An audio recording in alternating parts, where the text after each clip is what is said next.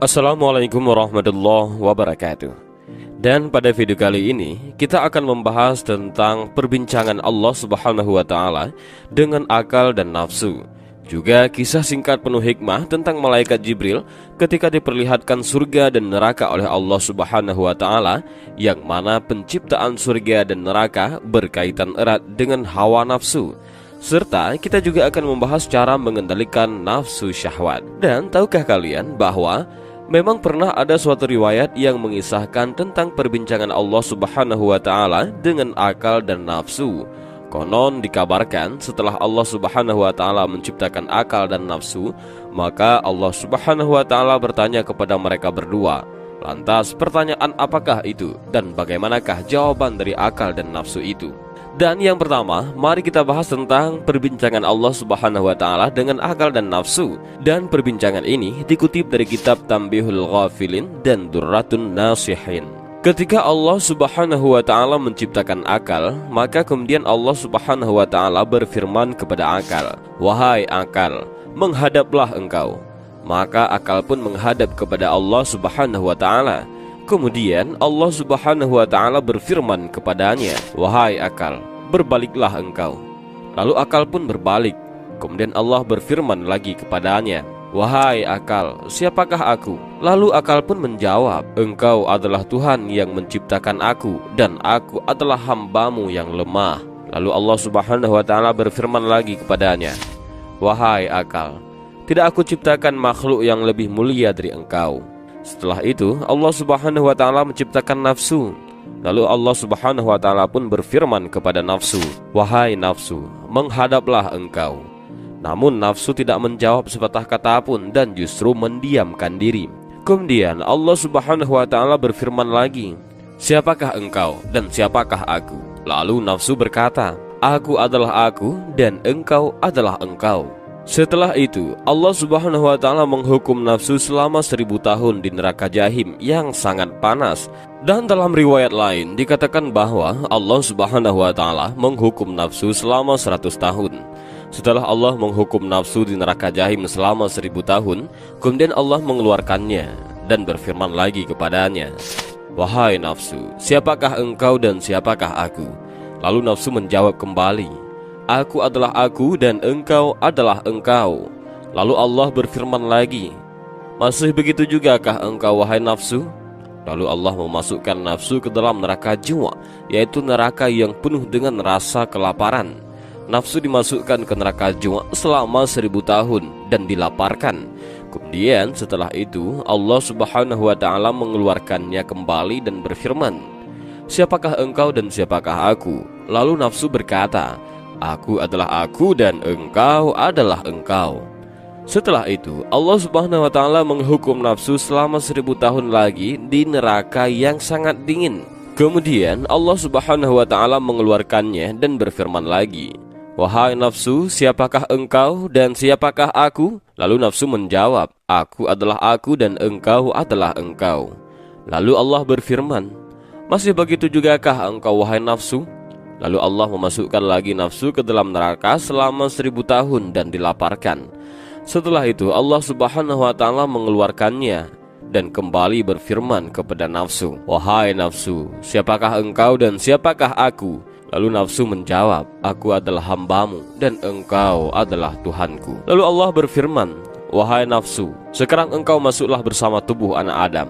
Dan sesungguhnya Allah Subhanahu wa taala menciptakan nafsu itu sebagai cobaan untuk menguji manusia yang sudah sanggup memikul amanah, dan juga sebagai sebuah penyaring bagi perbuatan anak cucu Adam. Tiap-tiap perbuatan anak cucu Adam yang dilandasi sifat mazmumah atau sifat buruk seperti riya, sombong dan sebagainya akan tinggal dalam saringan nafsu sebagai ampas. Dan segala perbuatan anak cucu Adam yang ikhlas karena Allah akan melewati saringan hawa nafsu dan sampai kepada Allah Subhanahu wa ta'ala. Yang kedua, kita akan membahas tentang malaikat Jibril diperlihatkan surga dan neraka, yang mana penciptaan surga dan neraka berkaitan erat dengan hawa nafsu. Dan pembahasan ini dikutip dari hadis riwayat Ahmad, Abu Daud, dan At-Tirmizi. Allah Subhanahu wa ta'ala itu maha adil karena dia memiliki asma al-adlu, yaitu Maha Adil. Allah melengkapkan manusia selain nafsu dengan akal dan ruh. Keberadaan nafsu, akal, dan ruh sangat erat kaitannya dengan tujuan penciptaan surga dan juga neraka, ciptaan Allah bagi manusia. Tentang kisah penciptaan surga dan neraka, Rasulullah SAW pernah bersabda, ketika Allah menciptakan surga dan neraka, Dia mengutus malaikat Jibril untuk melihat ke surga. Allah Subhanahu wa Ta'ala berfirman, lihatlah ke surga dan lihatlah apa saja yang aku telah sediakan untuk para calon penghuninya. Maka malaikat Jibril pun mendatangi surga, dan kemudian ia melihat surga dan kepada apa yang Allah telah sediakan untuk para calon penghuninya. Lalu malaikat Jibril kembali kepada Allah dan berkata, demi keperkasaanmu, tidak ada seorang pun yang mendengar tentang surga terkecuali dia pasti ingin memasukinya. Lalu Allah Subhanahu wa Ta'ala memerintahkan agar surga dikelilingi oleh hal-hal yang dibenci oleh nafsu. Kemudian Allah Subhanahu wa Ta'ala berfirman kepada malaikat Jibril, kembalilah ke surga dan lihatlah, serta lihat pula apa yang aku telah sediakan untuk para calon penghuninya. Maka malaikat Jibril pun kembali ke surga. Ketika itu surga telah dikelilingi oleh perkara-perkara yang tidak disukai oleh nafsu. Kemudian dia kembali kepada Allah dan berkata, demi keperkasaanmu, sungguh aku takut kalau tidak akan ada seorang pun yang mau memasukinya. Kemudian Allah Subhanahu wa Ta'ala berfirman, pergilah ke neraka, lihatlah ke neraka dan kepada apa yang aku telah persiapkan untuk para calon penghuninya. Maka dilihatnya neraka, sebahagiannya menghantam sebahagiannya yang lain. Lalu malaikat Jibril kembali dengan berita tersebut dan berkata, demi keperkasaanmu, tidaklah ada seorang pun yang mendengar tentang neraka kemudian ia berniat untuk memasukinya. Kemudian Allah memerintahkan agar neraka dikelilingi oleh hal-hal yang diingini oleh hawa nafsu. Kemudian Allah Subhanahu wa Ta'ala berfirman lagi kepada malaikat Jibril, kembalilah ke neraka. Maka malaikat Jibril pun kembali ke neraka. Lalu malaikat Jibril berkata, demi keperkasaanmu, aku khawatir tidak akan ada yang selamat dari neraka kecuali ia pasti akan memasukinya. Hadis riwayat Ahmad, Abu Daud, dan At-Tirmizi. Setiap makhluk hidup memiliki hawa nafsu, terutama manusia. Sejak manusia lahir, Allah membekalinya dengan nafsu agar dapat menjalankan kehidupannya secara wajar sebagai makhluk hidup di dunia. Salah satu nafsu yang dimiliki oleh manusia adalah nafsu syahwat. Nafsu syahwat dapat mendatangkan kebaikan apabila dikelola dengan baik, namun sebaliknya akan menjadi musuh besar bagi manusia apabila ia tidak dapat mengendalikan nafsunya. Dalam Kamus Bahasa Indonesia, syahwat diartikan sebagai nafsu untuk bersetubuh atau kebirahian. Kami mengutip dari beberapa sumber bahwa Allah menciptakan manusia dengan disertai syahwat dengan faedah dan manfaat di dalamnya, yaitu untuk menghasilkan keturunan. Namun apabila nafsu ini tidak dapat dikendalikan dengan baik, maka akan mendatangkan petaka. Sesungguhnya Allah telah menuliskan bagi anak-anak Adam bahagiannya dari zina. Ia pasti akan mendapatkannya. Zinanya mata memandang yang diharamkan, zinanya lisan membicarakannya, zinanya jiwa mengharap dan membayangkannya, sedangkan kemaluannya akan membenarkan hal tersebut atau mendustakannya. Hadis riwayat Tirmizi. Dalam Al-Quran surah Yusuf ayat 31, Allah Subhanahu wa Ta'ala berfirman, maka tatkala wanita itu, artinya Zulaikha, mendengar cercaan mereka, diundangnyalah wanita-wanita itu dan disediakannya bagi mereka tempat duduk dan diberikannya kepada masing-masing mereka sebuah pisau untuk memotong jamuan.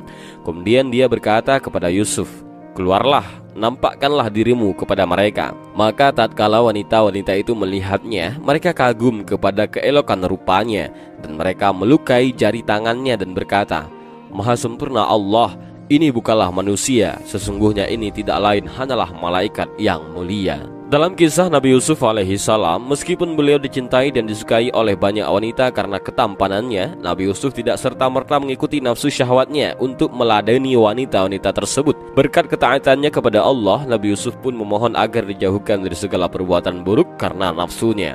Dan berikut ini adalah cara mengendalikan nafsu syahwat. Untuk mengendalikan nafsu syahwat agar tidak menimbulkan perbuatan-perbuatan buruk, maka terdapat beberapa cara yang dapat dilakukan oleh seseorang.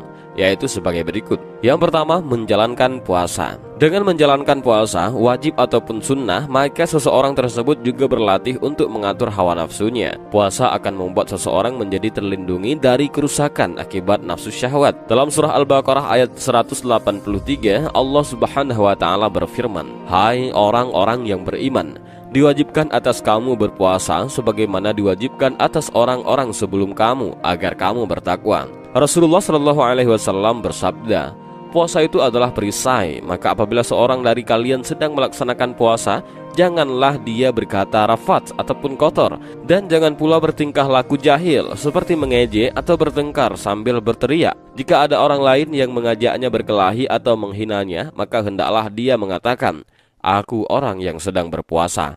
Aku orang yang sedang puasa." Hadis riwayat Imam Malik dalam Al-Muwatta, Imam Bukhari dalam sahihnya, dan Imam Muslim dalam sahihnya. Yang kedua, cara mengendalikan nafsu adalah memperbanyak doa. Untuk mengendalikan nafsu syahwat, seseorang dapat memperbanyak doa sebagai berikut. Ya Allah, aku berlindung kepadamu dari akhlak, amal, dan nafsu yang jelek. Hadis riwayat Tirmizi. Yang ketiga, perbanyak istighfar. Dengan naiknya nafsu syahwat, maka setan akan semakin menggoda manusia untuk melampiaskan nafsu tersebut kepada hal-hal yang dilarang oleh Allah. Salah satunya adalah berbuat zina. Untuk itu, agar tidak mudah tergoda oleh godaan setan yang terkutuk, perbanyaklah membaca istighfar agar senantiasa ingat dengan Allah. Dalam surah Al-A'raf ayat 200, Allah Subhanahu wa taala berfirman, "Dan jika kamu ditimpa suatu godaan syaitan, maka berlindunglah kepada Allah." Yang keempat, salat malam. Rasulullah Shallallahu Alaihi Wasallam bersabda, "Sesungguhnya aku biasa tidur dan salat, berpuasa dan berbuka, dan aku menikahi wanita-wanita. Maka bertakwalah kepada Allah, wahai Utsman, karena sesungguhnya keluargamu memiliki hak yang menjadi kewajibanmu, tamumu memiliki hak yang menjadi kewajibanmu, dan jiwamu memiliki hak yang menjadi kewajibanmu. Maka puasalah, berbukalah, salatlah pada sebahagian waktu malam, dan tidurlah pada sebahagian waktu malam." Yang kelima, menjaga pandangan. Untuk mengendalikan hawa nafsu dapat dilakukan dengan cara menjaga pandangan. Menjaga pandangan ini artinya menjaga mata dari melihat hal-hal yang tidak semestinya dilihat, karena akan menimbulkan dosa. Dalam Al-Quran surah An-Nur ayat 30, Allah Subhanahu wa taala berfirman, "Katakanlah kepada orang laki-laki yang beriman, hendaklah mereka menahan pandangannya dan memelihara kemaluannya. Yang demikian itu adalah lebih suci bagi mereka. Sesungguhnya Allah Maha mengetahui apa yang mereka perbuat." Dan yang keenam adalah perbanyak baca Al-Quran. Allah Subhanahu wa taala berfirman dalam surah Ar-Ra'd ayat 37, "Dan demikianlah kami telah menurunkan Al-Quran itu sebagai peraturan yang benar dalam bahasa Arab. Dan seandainya kamu mengikuti hawa nafsu mereka setelah datang pengetahuan kepadamu, maka sekali-kali tidak ada pelindung dan pemelihara bagimu terhadap siksa Allah." Yang ketujuh, berkumpul dengan orang yang soleh. Salah satu hal yang dapat mempengaruhi perilaku seseorang adalah lingkungan pertemanannya. Maka dari itu, berkumpul dan bertemanlah dengan orang-orang saleh agar tidak tergiur untuk mendekati perbuatan-perbuatan yang tidak baik yang dihasilkan oleh nafsu syahwat. Yang kedelapan adalah menikah. Salah satu cara agar nafsu syahwat dapat digunakan secara positif dan justru mendapatkan pahala adalah dengan menikah. Rasulullah bersabda, "Wahai para pemuda, barang siapa di antara kalian yang mampu menikah, maka menikahlah. Karena menikah lebih dapat menahan pandangan dan lebih memelihara kemaluan. Dan barang siapa yang tidak mampu, maka hendaklah ia berpuasa, karena berpuasa dapat menekan syahwatnya." Artinya sebagai tameng. Hadis riwayat Bukhari. Yang kesembilan, mencintai Allah dan Rasul dengan tulus. Dalam surah At-Taubah ayat 24, Allah berfirman, "Katakanlah, jika bapak-bapak, anak-anak, saudara-saudara, istri-istri, kaum keluargamu, harta kekayaan yang kamu usahakan, perniagaan yang kamu khawatiri kerugiannya, dan tempat tinggal yang kamu sukai, adalah lebih kamu cintai dari Allah dan Rasulnya, dan dari berjihad di jalannya, maka tunggulah sampai Allah mendatangkan keputusannya, dan Allah tidak memberi petunjuk kepada orang-orang yang fasik." Yang ke-10, menghindari pemicu naiknya nafsu syahwat. Cara terakhir adalah menghindari pemicu naiknya nafsu syahwat, seperti dengan menjaga pandangan dan jaga jarak dengan lawan jenis. Dan inilah sedikit video tentang percakapan nafsu dengan Allah Subhanahu wa taala. Kisah singkat yang menakjubkan namun penuh hikmah.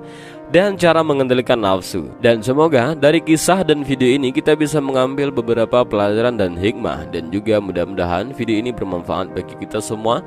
Amin ya rabbal alamin. Allahu a'lam bishawab. Assalamualaikum warahmatullahi wabarakatuh.